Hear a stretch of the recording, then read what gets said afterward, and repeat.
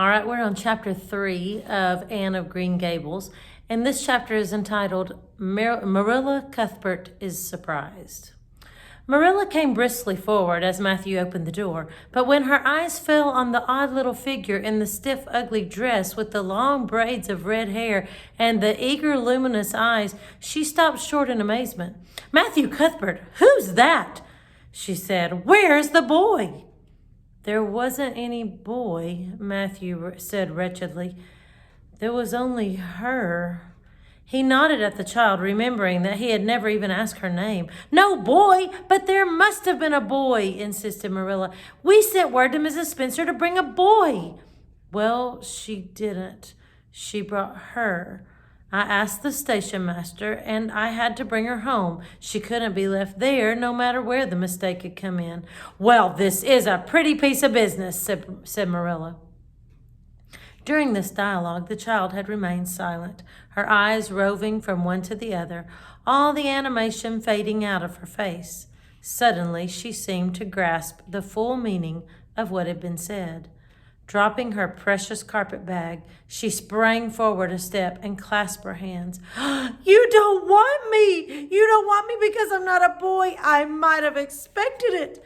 Nobody ever did want me! I might have known it was all too beautiful to last! I might have known nobody really did want me! Oh, what shall I do? I'm going to burst into tears!" And burst into tears she did, sitting down on a chair by the table, flinging her arms out upon it, and burying her face in them, she proceeded to cry stormily. Marilla and Matthew looked at each other deprecatingly across the stove. Neither of them knew what to say or do. Finally, Marilla stepped lamely into the breach. Well, there's no need to cry so about it." "Yes, there is a need." The child raised her head quickly, revealing a tear-stained face and trembling lips. "You would cry, too, if you were an orphan and had come to a place you thought was going to be home and found that they didn't want you because you weren't a boy. Oh, this is the most tragical thing that ever happened to me."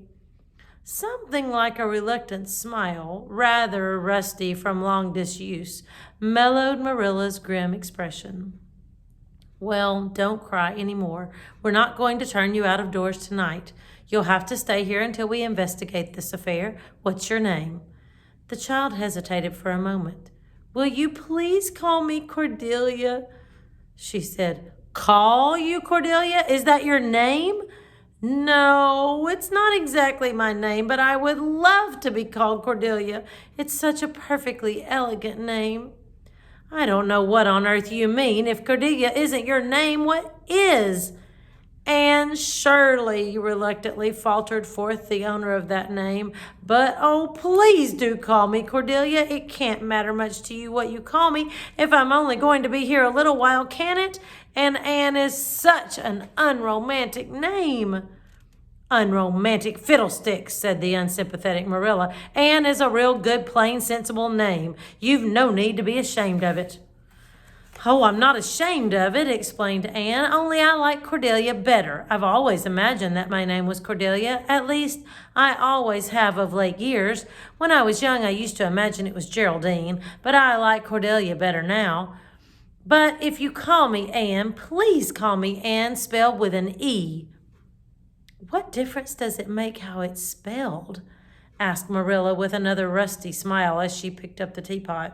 "Oh, it makes such a difference. It looks so much nicer. When you hear a name pronounced, can't you always see it in your mind, just as if it was printed out? I can. And ANN looks dreadful, but ANNE looks so much more distinguished.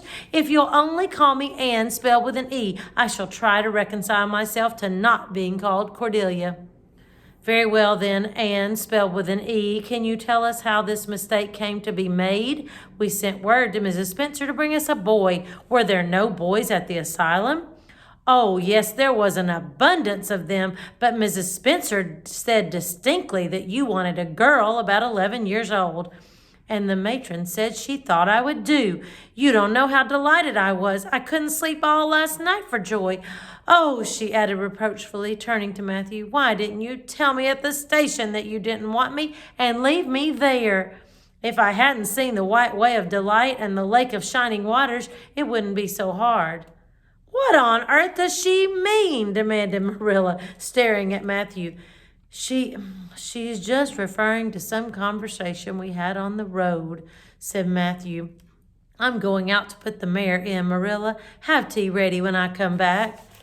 Did Mrs. Spencer bring anybody over besides you? Continued Marilla when Matthew had gone out. She brought Lily Jones for herself. Lily is only 5 years old and she is very beautiful. She has nut brown hair. If I was very beautiful and had nut brown hair, would you keep me? No. We want a boy to help Matthew on the farm. A girl would be of no use to us. Take off your hat. I'll lay it and your bag on the hall table. Anne took off her hat meekly. Matthew came back presently and they sat down to supper. But Anne could not eat. In vain she nibbled at the bread and butter and pecked at the crabapple preserve out of the little scalloped glass dish by her plate. She did not really make any headway at all. You're not eating anything, said Marilla sharply, eyeing her as if it were a serious shortcoming. Anne sighed. I can't. I'm in the depths of despair. Can you eat when you are in the depths of despair? Well, I've never been in the depths of despair, so I can't say, responded Marilla. Weren't you? Well, did you ever try to imagine you were in the depths of despair? No, I didn't. Then I don't think you can understand what it's like. It's a very uncomfortable feeling indeed. When you try to eat, a lump comes right into your throat and you can't swallow anything, not even if it was a chocolate caramel. I had one chocolate caramel once 2 years ago, and it was simply delicious. I've often dreamed since then that I had a lot of chocolate caramels, but I always wake up just when I'm going to eat them. I do hope you won't be offended because I can't eat. Everything is extremely nice, but still I cannot eat. I guess she's tired, said Matthew, who hadn't spoken since his return from the barn. Best put her to bed, Marilla. Marilla had been wondering where Anne should be put to bed. She had prepared a couch in the kitchen chamber for the desired and expected boy, but although it was neat and clean, it did not seem quite the thing to put a girl there somehow. But the spare room was out of the question for such a stray waif, so there remained only the East Gable room. Marilla lighted a candle and told Anne to follow her, which Anne spiritlessly did, taking her hat and carpet bag from the hall table as she passed. The hall was fearsomely clean. The little gable chamber in which she presently found herself seemed even cleaner. Marilla set the candle on a three-legged, three-cornered table and turned down the bedclothes. I suppose you have a nightgown? She questioned. Anne nodded. Yes, I have two. The matron of the asylum made them for me. They're fearfully skimpy. There is never enough to go around in an asylum, so things are always skimpy, at least in a poor asylum like ours. I hate skimpy nightdresses, but one can dream just as well in them as in lovely trailing ones with frills around the neck. That's one consolation. Well, undress as quick as you can and go to bed. I'll come back in a few minutes for the candle.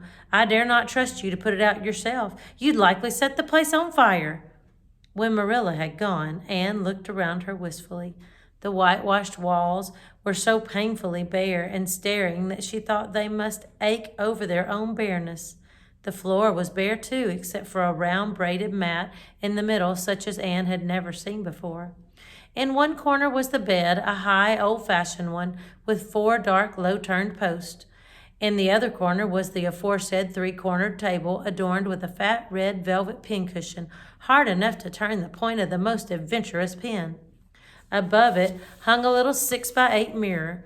Midway between table and bed was the window, with an icy white muslin frill over it. And opposite it was the washstand.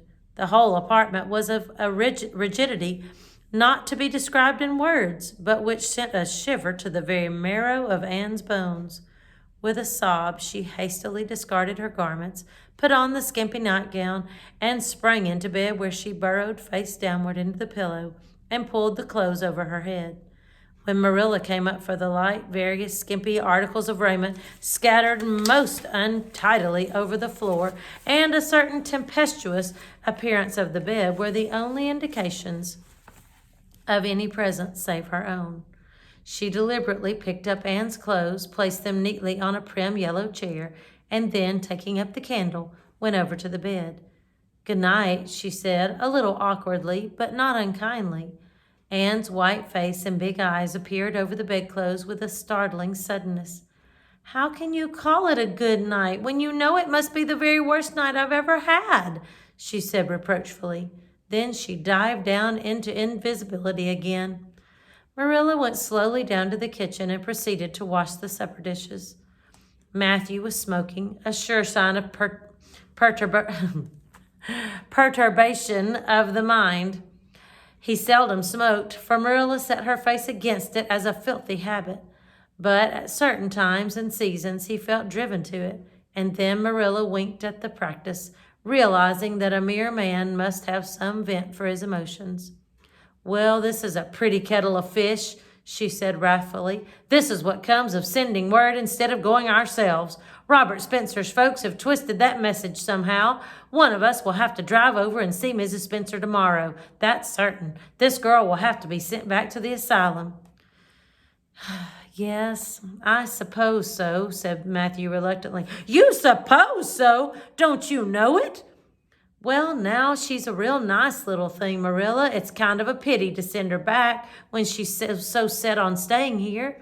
Matthew Cuthbert, you don't mean to say you think we ought to keep her? Well, Marilla's astonishment could not have been greater if Matthew had expressed a predilection for standing on his head.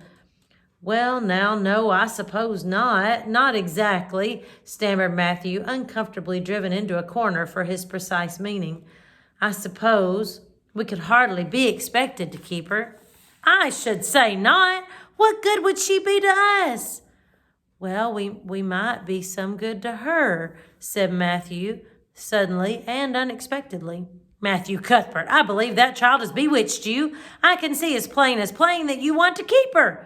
Well, now, she's a real interesting little thing, persisted Matthew. You should have heard her talk coming from the station.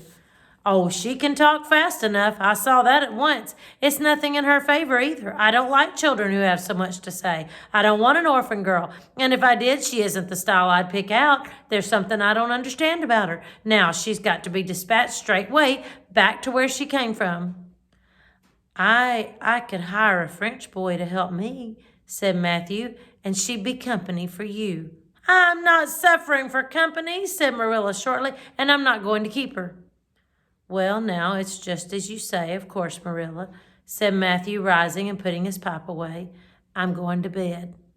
To bed went Matthew, and to bed, when she had put her dishes away, went Marilla, frowning most resolutely, and upstairs, in the east gable, a lonely, heart-hungry, friendless child cried herself to sleep. And the next chapter is Morning at Green Gables. We'll see how that goes soon. See you then.